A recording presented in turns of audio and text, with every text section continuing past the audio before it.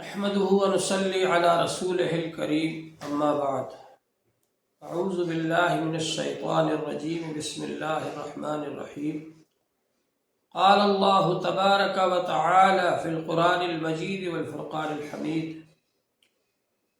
يا أيها الذين آمنوا لا تلهكم أموالكم ولا أولادكم عن ذكر الله ومن يفعل ذلك فأولئك هم الخاسرون۔ محترم حضرات، اللہ جل شانہ نے ہم کو بہت آسان دین عطا فرمایا۔ پہلے لوگ تعلق جوڑنے کے لیے یہ سوچتے تھے کہ جنگل میں جا کر رہنا پڑے گا، غاروں میں گپھاؤں میں جا کر کے رہنا پڑے گا، تب اللہ تعالی سے تعلق جڑے گا۔ اللہ تعالی نے ہم کو جو دین عطا فرمایا وہ بہت ہی آسان دین ہے۔ ایک بار حضرت عائشہ رضی اللہ عنہ کے پاس حضور صلی اللہ علیہ وسلم کی غیر موجودگی میں کچھ صحابہ اکرام حاضر ہوئے حضور صلی اللہ علیہ وسلم کے گھر پر، اور پوچھا حضرت عائشہ رضی اللہ عنہ سے کہ حضور پاک صلی اللہ علیہ وسلم کیا کیا عبادتیں کرتے ہیں۔ تو حضرت عائشہ رضی اللہ عنہ نے بتلایا کہ آپ تشریف لاتے ہیں، شروع رات میں آرام فرماتے ہیں، پھر رات میں اٹھ کر تہجد پڑھتے ہیں، اللہ کی عبادت کرتے ہیں۔ تو ان حضرات نے سوچا کہ آپ تو اللہ کے نبی ہیں، اگر آپ تھوڑی سی عبادت بھی کر لیں تو بہت ہے، لیکن ہم تو امتی ہیں، ہمیں زیادہ عبادت کرنا چاہیے۔ تو ایک صحابی نے کہا کہ میں ہمیشہ رات بھر اللہ کی عبادت کرتا رہوں گا، کبھی سوؤں گا نہیں۔ ایک صحابی نے کہا میں ہمیشہ روزے رکھا کروں گا، کبھی بغیر روزے کے نہیں رہوں گا۔ ایک صحابی نے کہا کہ میں ہمیشہ بغیر نکاح کے رہوں گا، کبھی نکاح نہیں کروں گا۔ جب یہ حضرات چلے گئے، حضور پاک صلی اللہ علیہ وسلم تشریف لائے، اور آپ نے حضرت عائشہ رضی اللہ عنہ نے بتلایا حضور پاک صلی اللہ علیہ وسلم کو کہ فلاں فلاں صحابی آئے تھے، انہوں نے آپ کی عبادت کے بارے میں پوچھا، اور جب ہم نے آپ کی عبادت کے بارے میں ان کو بتلایا تو انہوں نے ایسا عہد کیا۔ تو حضور پاک صلی اللہ علیہ وسلم نے خطبہ دیا مسجد میں آ کر، اور یہ فرمایا تم سب سے زیادہ اللہ سے ڈرنے والا میں ہوں، تم سب سے زیادہ اللہ کا خوف و خشیت میرے دل میں ہے، لیکن میں رات میں سوتا بھی ہوں اور اللہ کی عبادت بھی کرتا ہوں، اور نفل روزے کبھی رکھتا بھی ہوں، کبھی نہیں بھی رکھتا، اور بیوی بچوں کے حق بھی ادا کرتا ہوں۔ اور فرمایا یہ ہے میرا طریقہ، ذالک من سنتی، یہ ہے میرا طریقہ، فمن رغب عن سنتی فلیس منی، میرے طریقے سے ہٹ کر چلے گا وہ میرے ماننے والوں میں سے نہیں ہے۔ تو اللہ جل شانہ نے ہم کو بہت آسان دین عطا فرمایا کہ ہم بیوی بچوں کے درمیان رہتے ہوئے بھی، کھانا کھاتے ہوئے، کھانا کماتے ہوئے، اور محنت کرتے ہوئے، کسب حلال کرتے ہوئے بھی اللہ سے تعلق جوڑ سکتے ہیں۔ مال کمانے کو اسلام نے منع نہیں کیا، بلکہ حضور پاک صلی اللہ علیہ وسلم نے ارشاد فرمایا طلب کسب الحلال فریضۃ بعد الفریضہ، حلال مال کمانا بھی فرض ہے دوسرے فرضوں کے بعد۔ حضور پاک صلی اللہ علیہ وسلم نے ارشاد فرمایا کہ اللہ تبارک و تعالی سے تعلق جوڑو، اللہ تعالی سے تعلق رکھو، لیکن اس کے ساتھ ساتھ بیوی بچوں کا بھی حق ادا کرو۔ حضور صلی اللہ علیہ وسلم نے بھی نکاح کیا، صحابہ کرام نے بھی نکاح کیے، بیوی بچوں کا حق بھی ادا کیا حضور صلی اللہ علیہ وسلم نے، اور اللہ تبارک و تعالی کا حق بھی ادا کیا۔ تو یہ بہت آسان دین ہے، بیوی بچوں کا حق ادا کرتے ہوئے، مال کماتے ہوئے، کھانا کھاتے ہوئے، سونے کے باوجود ہر حال میں آپ اللہ سے تعلق جوڑنے والے بن سکتے ہیں۔ اللہ تبارک و تعالی نے قرآن پاک کے اندر یہ نہیں فرمایا کہ مال مت کماؤ، یہ نہیں فرمایا کہ بیوی بچے نہ رکھو، بلکہ یہ فرمایا یا ایھا الذین آمنوا، اے ایمان والو، لا تلہکم اموالکم ولا اولادکم عن ذکر اللہ، تمہارے مال اور تمہاری اولاد تم کو اللہ کی یاد سے غافل نہ کر دیں۔ یعنی مال کماتے وقت بھی اللہ کو یاد رکھو، اور کھانا کھاتے وقت بھی اللہ کو یاد رکھو، بیوی بچوں کا حق ادا کرتے وقت بھی اللہ کو یاد رکھو، اللہ کی یاد سے غافل نہ ہو۔ حضور پاک صلی اللہ علیہ وسلم نے ارشاد فرمایا ہے، الا ان فی الجسد لمضغہ اذا صلح صلح الجسد کلہ واذا فسدت فسد الجسد کلہ الا وہی القلب۔ خبردار، انسان کے بدن میں ایک ایسا ٹکڑا ہے، جب وہ ٹھیک ہو جاتا ہے پورا بدن ٹھیک ہو جاتا ہے، جب وہ خراب ہو جاتا ہے پورا بدن خراب ہو جاتا ہے، اور وہ دل ہے۔ جب انسان کا دل صحیح ہوگا، انسان کے دل میں اللہ کی یاد ہوگی، اللہ تعالیٰ سے تعلق جڑا ہوا ہوگا، تو وہ اللہ تبارک و تعالیٰ کو یاد رکھے گا اور اللہ کے حکم کے مطابق عمل کرے گا۔ اللہ تعالیٰ نے فرمایا، وَلَا تُطِعْ مَنْ أَغْفَلْنَا قَلْبَهُ عَنْ ذِكْرِنَا وَاتَّبَعَ هَوَاهُ وَكَانَ أَمْرُهُ فُرُطًا۔ آپ اس کی پیروی نہ کریں، اس کے پیچھے نہ چلیں، جس کا دل ہم نے اللہ کی یاد سے غافل کر دیا اور اپنی خواہشوں کے پیچھے چلتا ہے، خواہش پرستی کرتا ہے، اور اس کا معاملہ حد سے آگے بڑھ گیا۔ معلوم یہ ہوا کہ جو اللہ کو یاد کرنے والا ہو، اللہ سے تعلق اس کا جڑا ہوا ہو، اس کی پیروی کرو، اس کے ساتھ چلو۔ اور یہ جو دل ہے، جب اللہ کا ذکر کیا جاتا ہے تو دل کے اندر نرمی پیدا ہوتی ہے، اور اس دل کے اندر اللہ تبارک و تعالیٰ کا تعلق اور اللہ کی محبت پیدا ہوتی ہے۔ چنانچہ اللہ تعالیٰ نے فرمایا ہے کہ تلین قلوبہم وجلودہم لذکر اللہ، ایمان والوں کے دل اور ان کی چمڑیاں، کھالیں نرم ہو جاتی ہیں اللہ کے ذکر کی وجہ سے۔ جب آدمی اللہ کا ذکر کرتا ہے اس کے دل میں نرمی پیدا ہوتی ہے، اس کے دل کے اندر سختی نہیں ہوتی، اور جو لوگ اللہ کا ذکر نہیں کرتے ان کا دل سخت ہو جاتا ہے۔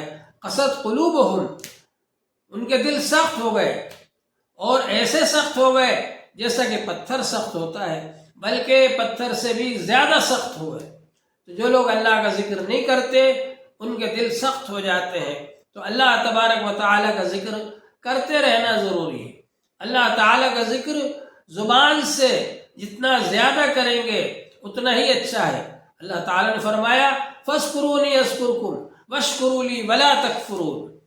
تو میرے یاد کرو، میں تمہاری یاد کروں گا، اور میرا شکر ادا کرو اور ناشکری نہ کرو۔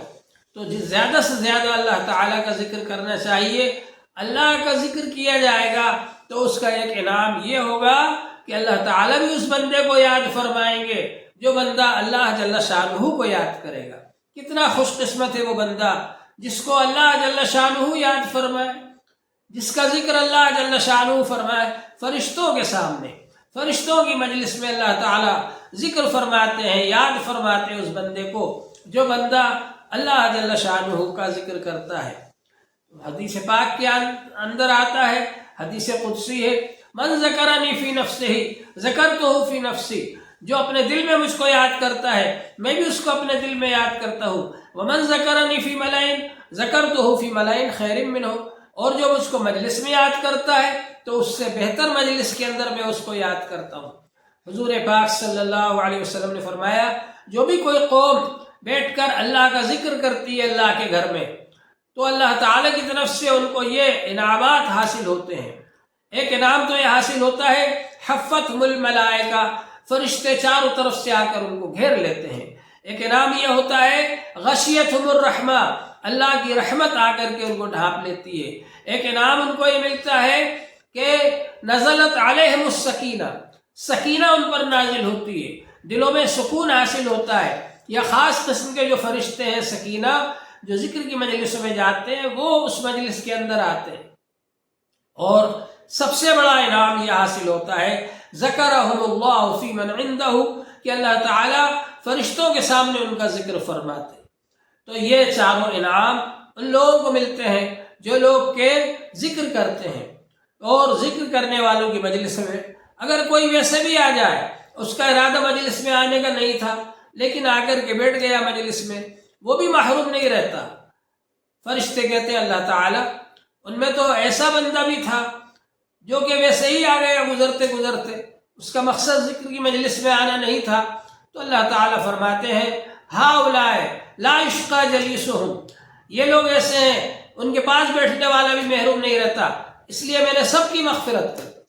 کتنی خوش قسمتی کی بات ہے کہ اللہ جل شانہ مغفرت فرما دیتے ہیں، اللہ جل شانہ خوش ہو جاتے ہیں، اللہ جل شانہ محبت فرماتے ہیں، اللہ جل شانہ ذکر کرتے ہیں ان بندوں کا جو لوگ کہ اللہ کا ذکر کرتے ہیں۔ تو ذکر کی مجلس میں بیٹھنا یہ بہت بڑے خیر و برکت کی چیز ہے، اور دنیا کا بھی فائدہ ہے اس میں۔ اللہ جل شانہ نے فرمایا الا بذکر اللہ تطمئن القلوب، خبردار اللہ کے ذکر سے دلوں میں اطمینان پیدا ہوتا ہے۔ تو انسان جب اللہ کا ذکر کرتا ہے تو دلوں کے اندر چین اور سکون اور راحت حاصل ہوتا ہے۔ لوگ آج یہ کوشش کرتے ہیں کہ ان کو چین اور سکون مل جائے، اس کے لیے وہ لوگ اچھے سے اچھا کھانا پکاتے ہیں، اچھے سے اچھے کپڑے بناتے ہیں، اچھے سے اچھے بستر بناتے ہیں، موٹے موٹے گدوں پر سوتے ہیں، لیکن نیند نہیں آتی۔ حتیٰ کہ وہ لوگ نیند کی گولیاں کھاتے ہیں پھر بھی نیند نہیں آتی، اس لیے کہ چین اور سکون اللہ کے ذکر میں ہے، چین اور سکون اللہ نے اپنے ہاتھ میں رکھا ہے۔ الا بذکر اللہ تطمئن القلوب، خبردار اللہ کے ذکر سے دلوں میں اطمینان حاصل ہوتا ہے، چین اور سکون حاصل ہوتا ہے۔ جو اللہ کا ذکر کریں گے ان کو دنیا میں بھی چین و سکون حاصل ہوگا اور آخرت کی نعمتیں بھی ان کو ملیں گی۔ تو اللہ کا ذکر ہمیں کرنا چاہیے۔ اللہ کا ذکر کرنا بہت آسان ہے، جو چیز جتنی زیادہ ضروری ہوتی ہے اس کو اتنا ہی آسان کر دیا جاتا ہے۔ ہوا، آکسیجن سانس لینے کے لیے ضروری ہے، اللہ تعالی نے اس کو اتنا آسان کر دیا، ہر جگہ ہوا مل جاتی ہے، کوئی اس کی قیمت ادا نہیں کرنا پڑتی، اللہ تعالی کی طرف سے آسانی سے مل جاتی ہے۔ تو جو چیز جتنی زیادہ ضروری ہوتی ہے اتنا ہی زیادہ اس کو آسان کر دیا جاتا ہے۔ تو ذکر الہی کو بھی اللہ تعالی نے آسان کر دیا۔ دوسری عبادتوں کے لیے وقت مقرر ہے، دوسری عبادتوں کے لیے یہ ضروری ہے کہ آپ پاک صاف ہوں اور شرائط ہیں اس کے، لیکن ذکر کے لیے اگر آپ پاک صاف ہو تو نور علی نور، بہت اچھی بات ہے، اور اگر آپ پاک صاف نہیں ہے، بغیر وضو کے بھی آپ کلمہ طیبہ پڑھیں گے، بغیر وضو کے بھی درود شریف پڑھیں گے، بغیر وضو کے بھی استغفار پڑھیں گے، تو اس میں کوئی حرج کی بات نہیں، اللہ تعالیٰ کی ہے وہ بھی قبول ہو جائے گا۔ لیکن اگر وضو کر کے پڑھیں گے تو اس کی زیادہ تاثیر ہوگی، زیادہ فائدہ ہوگا۔ بہرحال ذکر کو اللہ تعالیٰ نے آسان کر دیا، اور ان بندوں کی تعریف کی اللہ تعالیٰ نے، یذکرون اللہ قیاما وقعودا وعلی جنوبہم، جو کھڑے کھڑے، بیٹھے بیٹھے، لیٹے لیٹے، ہر حال میں اللہ تعالیٰ کا ذکر کرتے ہیں۔ ایسے بندوں کی اللہ جل شانہ نے تعریف فرمائی، اور ارشاد فرمایا اللہ تبارک و تعالیٰ نے، وَاذْكُرُوا اللَّهَ كَثِيرًا لَعَلَّكُمْ تُفْلِحُونَ، بہت زیادہ اللہ کا ذکر کرو تاکہ تم کامیاب ہو جاؤ۔ تو اللہ سے تعلق جوڑنے کے لیے بہت آسان طریقہ ہے ذکر کرنا، جتنا زیادہ ذکر کریں گے اتنا ہی اللہ سے تعلق جڑے گا۔ حضور پاک صلی اللہ علیہ وسلم نے ارشاد فرمایا، وَلَا يَزَالُ لِسَانُكَ رَطْبًا بِذِكْرِ اللَّهِ، تمہاری زبان ہر وقت اللہ کے ذکر سے تر و تازہ رہے۔ تو ذکر کرنا یہ ذکر لسانی ہے، زبان سے ذکر کرے آدمی اللہ تعالیٰ کا، وَاذْكُرِ اسْمَ رَبِّكَ وَتَبَتَّلْ إِلَيْهِ تَبْتِيلًا، اپنے رب کا نام یاد کرو اور سب سے منقطع ہو کر اسی کی طرف توجہ کرو، اور اللہ تبارک و تعالیٰ کا نام لو۔ وَذَكَرَ اسْمَ رَبِّهِ فَصَلَّى بَلْ تُؤْثِرُونَ الْحَيَاةَ الدُّنْيَا وَالْآخِرَةُ خَيْرٌ وَأَبْقَىٰ، اور اپنے رب کا نام لیا، ذکر کیا، نماز پڑھی۔ معلوم یہ ہوا کہ اللہ کا نام لینا، اللہ کا ذکر کرنا یہ انسان کے لیے بہت زیادہ ضروری ہے، اور اس کے ذریعے سے اللہ تعالیٰ سے تعلق جڑتا ہے، اور اللہ تعالیٰ کی محبت پیدا ہوتی ہے دل کے اندر، اور اللہ تعالیٰ بھی اس بندے سے محبت فرماتے ہیں جو اللہ جل شانہ کا ذکر کرتا ہے۔ تو ذکر جو ہے یہ بہت آسان چیز ہے، اس کے ذریعے اللہ تعالیٰ سے تعلق جوڑنا آسان ہے، اور اس کے ساتھ ساتھ یہ ہے کہ ذکر کرنے کے لیے شیخ کی ضرورت پڑتی ہے۔ جیسے کوئی بھی کام آپ بغیر سیکھے ہوئے نہیں کر سکتے، بغیر سیکھے ہوئے آپ گاڑی چلائیں گے ایکسیڈنٹ ہوگا، اسی طرح سے سیکھ کر کے ذکر کریں، اور سیکھنے کے لیے ضروری ہے بیعت ہونا۔ بیعت ہونا یہ ایسا ہے جیسے مدرسے میں داخلہ لینا یا اسکول میں ایڈمیشن لینا، بیت ہونے سے آدمی توبہ کرتا ہے اللہ تعالیٰ سے، شیخ کو گواہ بنا کر کہ میں توبہ کر رہا ہوں گناہوں سے اور ان گناہوں سے بچوں گا، اور جو اللہ تعالیٰ کی طرف سے ہدایات ملیں گی اس کی اتباع کروں گا، اطاعت کروں گا، فرما برداری کروں گا۔ یہ عہد کرتا ہے آدمی، توبہ کرتا ہے اپنے گناہوں سے، اور اس کے بعد پھر وہ اس راستے پر چل پڑتا ہے، جو غلط راستہ تھا اس کو چھوڑ دیتا ہے اور سیدھے راستے پر وہ چل پڑتا ہے، اللہ تبارک و تعالیٰ کے پسندیدہ راستے پر چل پڑتا ہے۔ پھر وہ اپنے شیخ سے ہدایات لیتا ہے، تربیت حاصل کرتا ہے، اپنے شیخ کی رہبری حاصل کرتا ہے، اس لیے کہ خود اگر کام کرے گا تو اس میں نقصان اٹھانا پڑے گا۔ بزرگوں نے کہا ہے من لا شیخ لہ فشیخہ الشیطان، جو کسی کو اپنا شیخ نہ بنائے تو اس کا شیخ شیطان ہے، شیطان اس کو غلط راستے پر ڈال دے گا، اس کو بھٹکا دے گا، اس کے دل میں تکبر پیدا کر دے گا، اس کے دل میں ریاکاری پیدا کر دے گا۔ تو اس لیے شیخ کی رہبری ضروری ہے۔ واتبع سبیل من اناب الی، جو میری طرف توجہ کرنے والے ہو، جو میرے احکام کے پابند ہو، جو میرے حکم کو پورا کرنے والے ہو، ان کی اتباع کرو۔ تو معلوم یہ ہوا کہ ایسے شیخ کو تلاش کیا جائے جو انابت اللہ رکھتا ہو، اللہ کی طرف متوجہ ہو، اللہ کی طرف توجہ رکھتا ہو، اللہ کے احکام کو پورا کرنے والا ہو، تاکہ اس کے ساتھ رہ کر یہ بھی اللہ تعالیٰ کے احکام کو پورا کرنے والا بن جائے۔ حضور پاک صلی اللہ علیہ وسلم نے ارشاد فرمایا المرء علی دین خلیلہ، آدمی اپنے دوست کے دین پر عمل کرتا ہے۔ فَلْيَنْظُرْ أَحَدُكُمْ مَعَ مَنْ يُخَالِلُ، تم کو دیکھنا چاہیے تم میں سے ہر ایک کو کہ کون کس سے دوستی کرتا ہے۔ اگر اچھے آدمیوں سے دوستی کرو گے اچھے کام کرنے والے بن جاؤ گے، برے آدمیوں سے دوستی کرو گے برے کام کرنے والے بن جاؤ گے۔ حضور پاک صلی اللہ علیہ وسلم نے فرمایا المرء مع من احب، آدمی اسی کے ساتھ ہوگا جس سے محبت کرے گا، دنیا میں بھی اور آخرت میں بھی۔